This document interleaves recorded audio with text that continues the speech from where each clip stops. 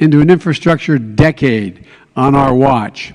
Last year, I signed into law a once-in-a-generation investment in our nation's roads, highways, bridges, railroads, ports, airports, water systems, high-speed internet, etc. It's called the Bipartisan Infrastructure Law.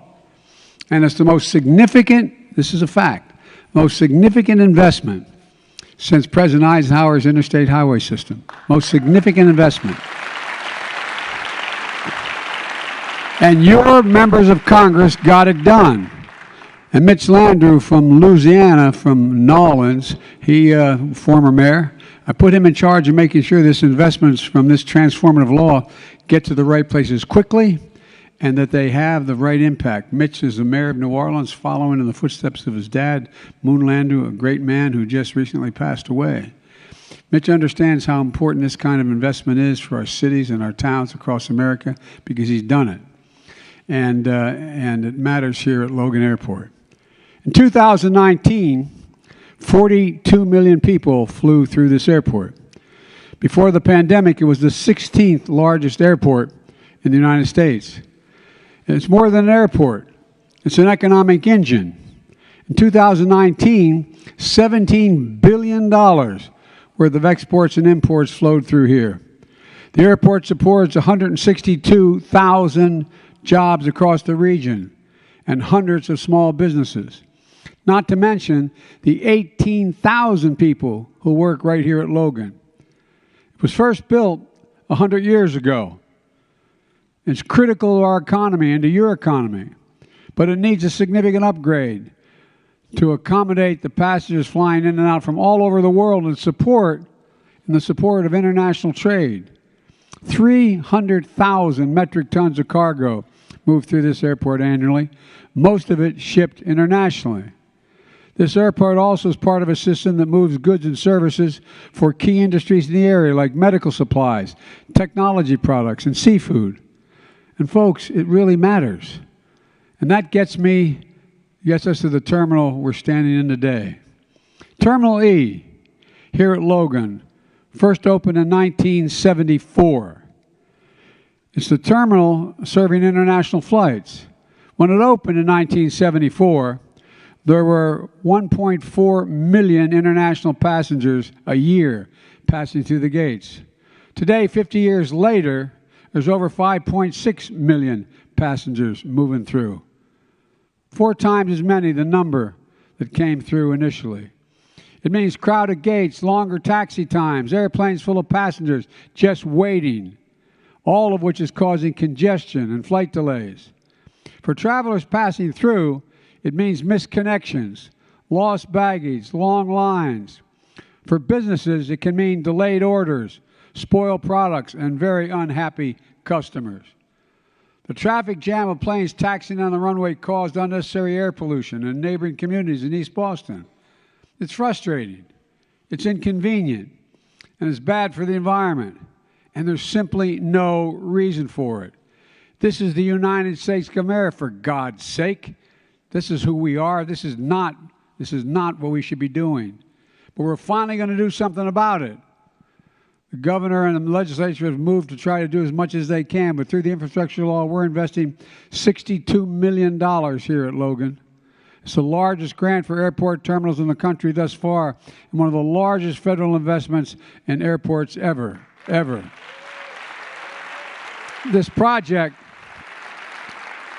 is going to create 5,900 jobs, union jobs, where people make a decent salary. Go to expanding capacity by adding more gates, baggage claims, ticket counters. It's going to increase accessibility by adding ramps, rails, elevators, wheelchair-accessible shuttles, and buses. A new HVA system, electric-powered gates, are going to make it more energy efficient. Less idling time for planes will mean fewer emissions. We're creating a modern terminal worthy of America's city on the hill.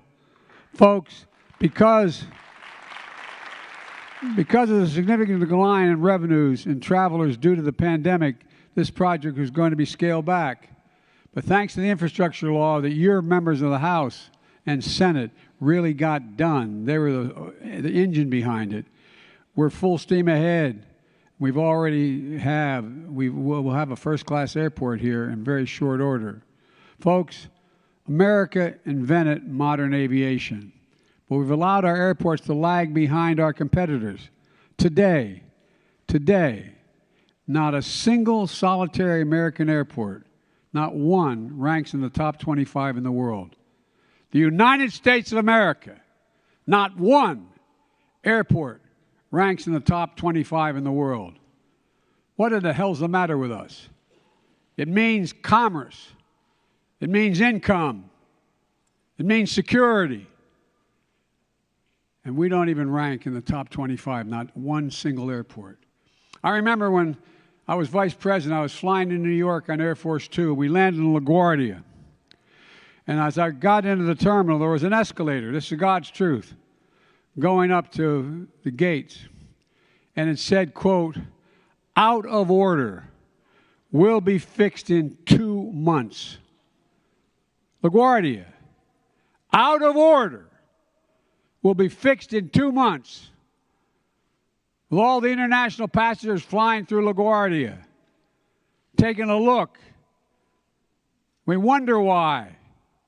We wonder why folks in China and others think we're a spent economy.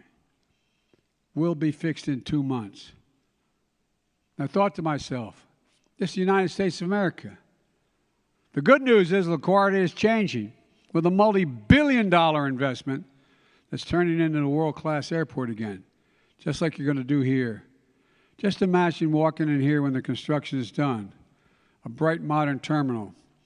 You'll know you're in the 21st century, in the greatest country in the world, one of the finest cities in the country. And you're not only doing this here in Boston. With this new law across the country, we're investing $25 billion. $25 billion to modify our airports. From airports serving small towns like Turner's Fall Airport in western Massachusetts to major cities like Boston. It matters. And by the way, my administration is also cracking down on the airlines to get passengers fair treatment. Last month, if your flight was canceled or delayed, no top airline guaranteed cover your cost of hotels, meals, only guaranteed one guaranteed free booking, even when the delay or cancellation was the airline's fault. Well, then Secretary Buttigieg at my request called them out. And guess what happened? As of last week, airlines now cover hotels, 8 of them, 9 meals, 9 rebooked for free, and that's progress. We're going to get more rules in the works to protect airline passengers even further. Folks, for most of the last century, we led the world by a significant margin because we invested in our people and we invested in our infrastructure. We invested in ourselves. But along the way, we stopped. We used to be ranked number 1 in the world in investment in research and development as part of our GDP, number 1 in the world. Now we rank number 8. China used to be ranked number 8, and now 9, and now they rank number 2 in the world. We risk losing our edge as a nation to China and to the rest of the world is catching up. That stops now with investments like we're celebrating here today.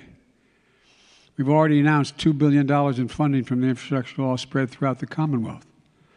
We're investing $190 million in Massachusetts to improve bus service, including $116 million to replace dirty diesel buses right here in Boston with electric buses.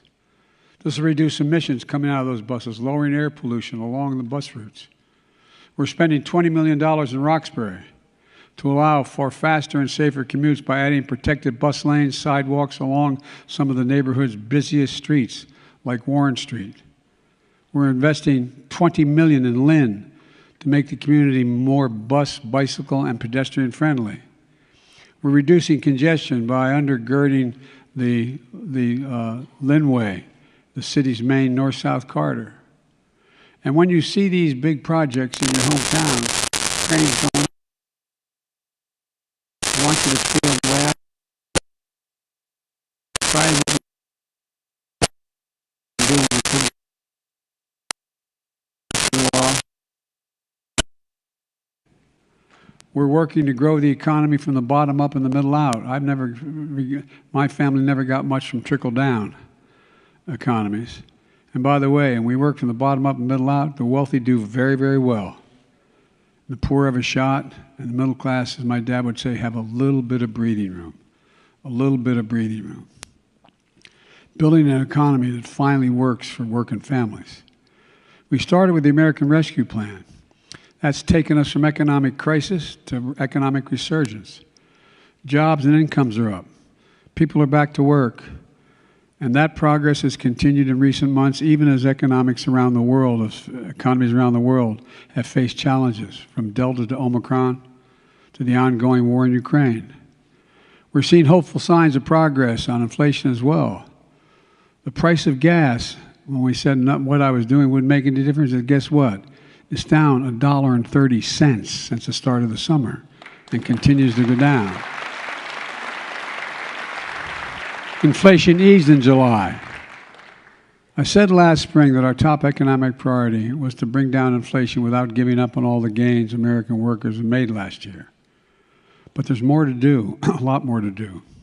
That the American people should have confidence that we're on the right track, that we're seeing real progress. We've worked to make sure our economy recovers, to lower costs for families, but we aren't stopping here. I ran for office to build America, not just to get us back to where we were before the pandemic.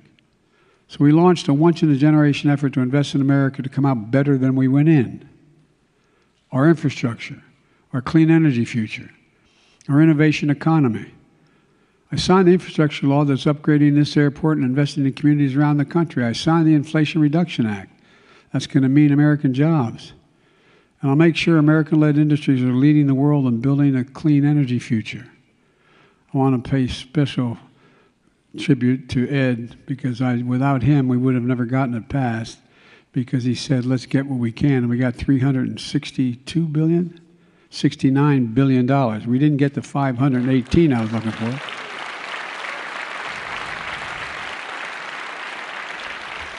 And by the way, when you hear your Republican friends or anybody else tell you, boy, they're spending a lot of money, guess what? We cut the budget $350 billion last year. We cut the deficit. We cut the deficit this year by over $1 trillion this year. So we know how to grow and reduce the burden as well. Folks, look. I also signed the groundbreaking CHIPS and Science Act. That's going to ensure that technology and jobs of the future are made here in America. It invests billions of dollars in research and development, workforce training, manufacturing incentives to bring the semiconductor manufacturing back to America, where it began. We invented the damn chip, the United States. I'm serious. Think about it. Think about it. Just think about it. And think about anything that matters to you in terms of your daily life that doesn't require a computer chip. I'm not joking. The biggest reason for inflation last year was the cost of automobiles, because there weren't the chips available to build the automobiles. That's the reason. Well, look, the fact is that there's a lot we can do, a lot we have to do. You know, the fact is that right now, with this infrastructure law, America is really getting on the move again. Let me close by saying that we're moving, and your life is going to change for the better. You know, as I said, when you think about who we are and describe, go back to the way your mother or father would explain to you what America was like 50 years ago. There's no question. There wasn't a damn thing we couldn't do if we set our mind to it. I'm heading from here to the Kennedy Library to talk about the President's moon launch speech, because I'm launching a similar initiative on cancer. American people, because of our failure to think big, in my view, have begun to wonder, can we really do anything? How much can we do? Are there any things that are significant that America could do better than any other country in the world? We have the most qualified workforce in the world. When I was speaking to the the South Koreans investing in the chips factories here with $100 billion, I asked, why are you investing in America? He said, it's the most secure nation in the world, number one. Number two, you have the most advanced workforce in the world. And number three, we can get anywhere in the world from America. Folks, we got to remember who the hell we are. I'm not joking when I say this. We kind of forgot. This is the United States of America. The United States of America. When have you ever heard your parents or grandparents talk about, well, maybe we can't do that. Maybe we can't get that done. Folks, look, we're the United States of America. And investing the money we're investing in this Infrastructure Act, investing the money in the Inflation Reduction Act, it just means jobs. Jobs. I can't think of any time we've ever given the American people an even shot. They haven't stepped up to the ball. I can't think of one single time when America's given an opportunity they haven't taken advantage of it. And so, folks, together, I really believe that we're building a better America. Not because of Joe Biden, not because of Democrats, but because of who we are as a people. We, the people. We are the most unique nation in the history of the world. That's not hyperbole. Every other nation in the world is based on geography, ethnicity, religion. We're the only nation in the world that was organized based on an idea, not a joke. Think about it. The only one on an idea.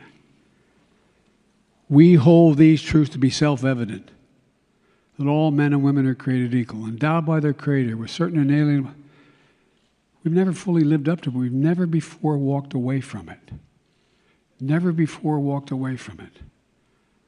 It's about time we come back home and remember who the hell we are. Because we, the people, can do anything we want to do if we set our minds to it. And folks, together we're going to build a better America. So just remember who we are. We're the United States of America, and there's nothing beyond our capacity. Nothing, nothing, nothing. God bless you all, and may God protect our troops. Thank you.